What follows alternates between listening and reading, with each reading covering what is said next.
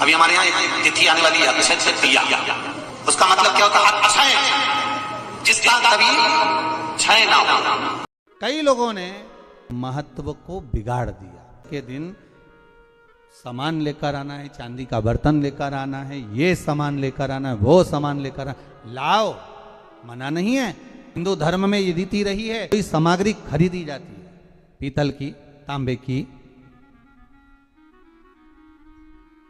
कोई वस्तु हम खरीदते हैं। पर आज का समय का जो फैशन बढ़ता गया तो कहा साहब चांदी के बर्तन खरीदना जरूरी है, चांदी का सामान खरीदना जरूरी है, सोने का पात्र, सोने की वस्तु खरीदना जरूरी है, ये सामग्री खरीदना। तो यहाँ शास्त्र नहीं कह रहा कि महाराज इतने महंगे महंगे पदार्थ खरीदो और घर में कर्जा कर लो। शास्त्र तो यह कहता है कि पूजन करना है आपको। अगर आप एक सामग्री भी लेकर आ रहे हैं तो उसमें आपका भाव जुड़ा होना चाहिए, कर्जा नहीं जुड़ा होना चाहिए। अक्षय तृतीया, उसका मतलब क्या होता है? अक्षय, जिसका कभी क्षय ना हो।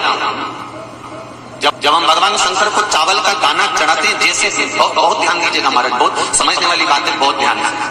चावल का दाना हमारे मस्तक पर तिलक करने के बाद पंडित जी क्यों लगाते हैं कि भगवान जैसा समय आज चल रहा है, आप पूजन कर रहे हो, पाठ कर रहे हो, दान कर रहे हो, पुण्य कर रहे हो, सत्कर्म कर रहे हो, भजन कर रहे हो, मेरा देव अधिदेव महादेव, मेरा नारायण, मेरा सत्यनारायण भगवान, मेरा राम जी, मेरा विष्णु जी, मेरा भागवत मैया, मेरी रामायण मैया।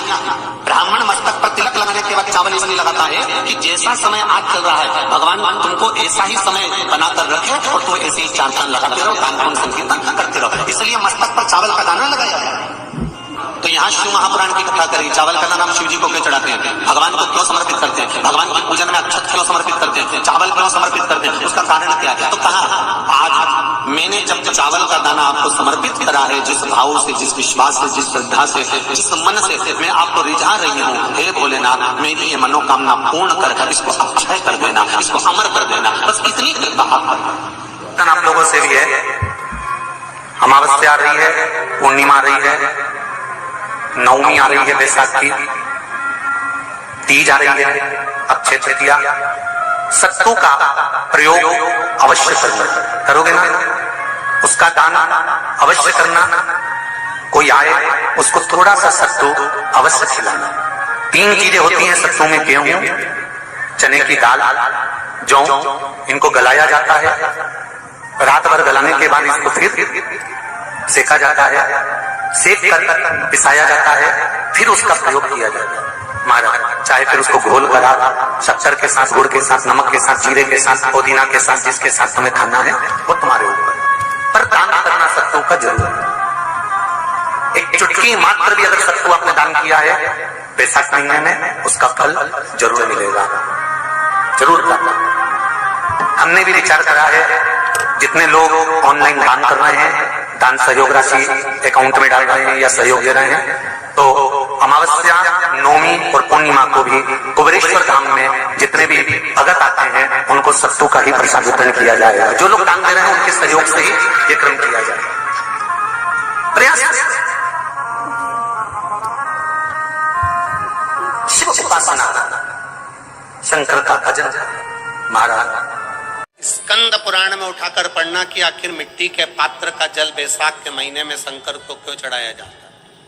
अगर मिट्टी का पात्र भी नहीं हो, तुम्हारे घर में मटका हो, सुरई हो, वो भी नहीं हो, तो एक दिए में मिट्टी के पानी भर लो और वो पानी तांबे के कलश के अंदर जो पानी है उसमें मिला लो। पर मिट्टी का जल शिवजी को क्यों चढ़ाया जाता है? स्कंद पुराण के अंदर बैसाख महत्व में लिखा कि जो अधोगति में मर गया होता है, अचानक मर गया होता है, एक्सीडेंट में मर गया होता है, उसकी जीने की और तमन्ना थी, अचानक कोई बीमारी लग गई और मर गया, कोई बड़ी बीमारी लगने के कारण चला गया, उसको बहुत कुछ करना था पर मर गया, उसके लिए बैसाख महीने में शंकर भगवान को जब हम मिट्टी के पात्र का जल समर्पित करते हैं तो वो जीव तड़पता नहीं है, कहीं भटकता नहीं है। उसको गया में पितरों में मिलाया कि नहीं मिलाया, भद्र विशाल में ब्रह्म का पाली करी कि नहीं करी, कभी पिंडदान, कभी तर्पण, तिलांजलि हुई कि नहीं हुई, पर मिट्टी के पात्र का जल बैसाख महीने में जाता है तो वो जीव कहीं पर भी हो उसकी मुक्ति हो जाती है, उसका मोक्ष।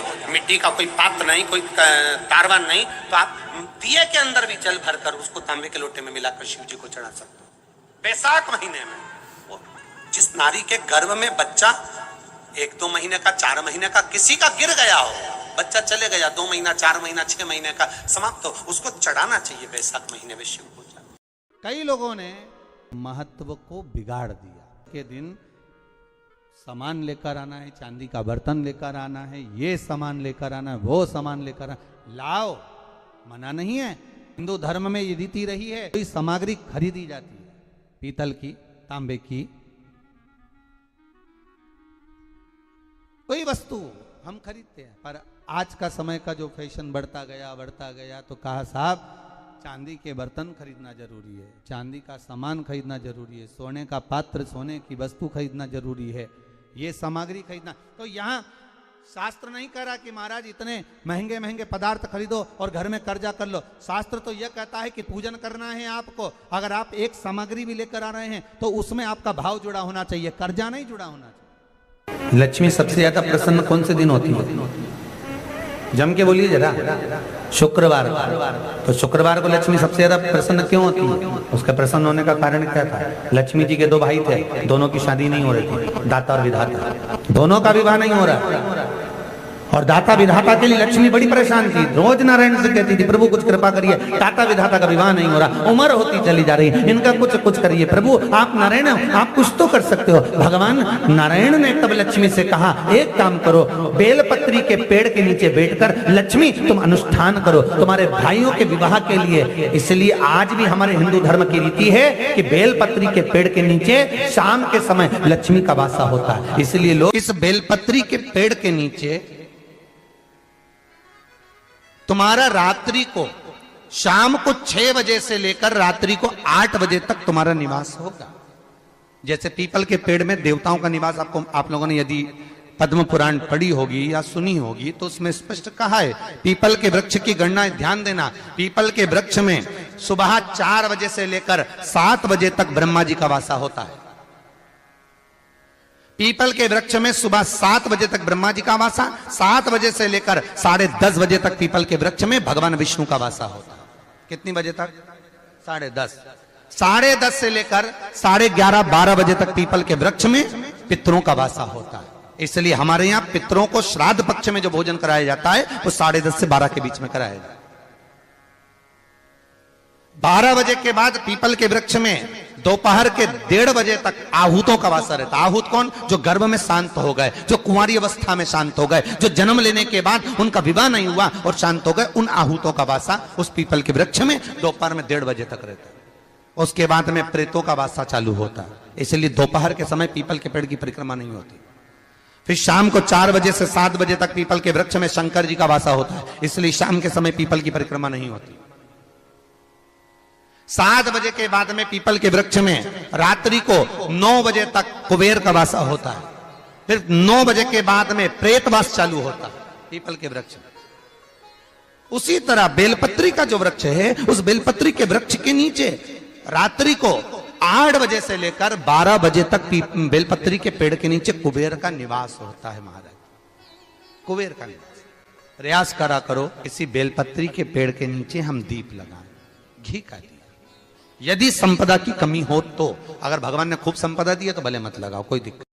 महामृत्युंजय मंत्र का यदि आप जाप करते हो और आपको मालूम पड़ गया कि शरीर में मुझे ये रोग हो गया है, मुझे शुगर हो गया है, मुझे बीपी हो गया है, मेरा ब्लड प्रेशर ऊंचा नीचा रह रहा है, कोई भयंकर रोग, मेरे रिश्तेदार को कोई कैंसर जैसा रोग हो गया, किसी को कोई थायराइड हो गया, किसी को कोई किडनी और लीवर में सूजन हो गई, किसी को कहीं किडनी और लीवर में तकलीफ हो गई, तो शिव महापुराण की कथा कहती है, नवग्रह शिव महापुराण की कथा कहती है कि बेलपत्री के वृक्ष के नीचे महामृत्युंजय मंत्र का जाप जो शुक्रवार की शुक्रवार घी का दिया लगा कर करता है, उसके रोग बाबा देवाधिदेव महादेव समाप्त करते चले जाते हैं। ये संजीवनी मंत्र शुक्रवार के दिन भगवान शंकर को शुक्र को दिया था, इसलिए उसकी प्रधानता।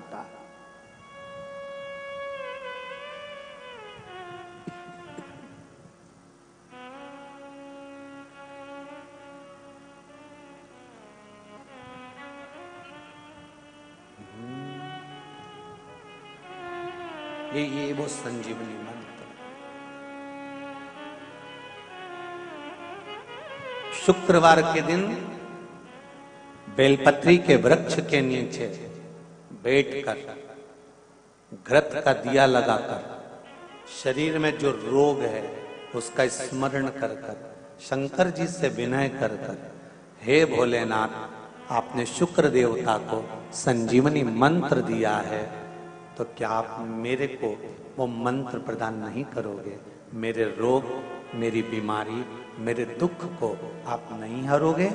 शिव से कहो, ये शरीर आपने दिया है और भजन करने के लिए दिया है, स्मरण करने के लिए दिया है, कीर्तन करने के लिए दिया है, तो संभालोगे भी आप। और बेलपत्री की ओर मुख कर कर घी का दिया लगाकर महामृत्युंजय मंत्र का स्मरण कर लेने पर धीरे धीरे धीरे धीरे धीरे धीरे वो रोग समाप्ति की ओर आता चले जाता।